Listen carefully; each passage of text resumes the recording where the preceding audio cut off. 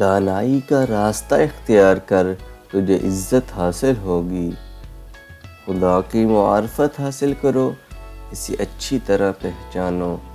تمہارا رب خوب جانتا ہے جو تمہارے جی میں ہے۔ اگر تم نیک نفس ہوگے تو وہ رجوع ہونے والوں کو بخشتا ہے۔ جو کام خدا کے لیے کر، اس میں بندوں کا خوف نہ کر۔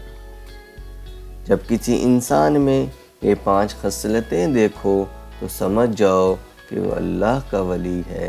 اول دین، دوم مال، سوم حیا، چہارم حسن خلق، پنجم سخاوت۔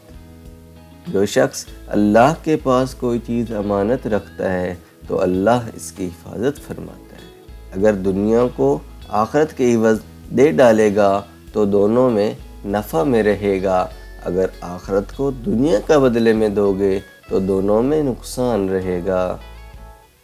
دنیا ایک گہرا سمندر ہے، اس میں بہت سے لوگ ڈوب گئے، اور تم دنیا میں اپنی کشتی تقویٰ کو بناؤ اور ایمان کو اس میں رکھو، اور توکل کا بادبان چڑھاؤ تاکہ موج طوفان سے نجات ہو۔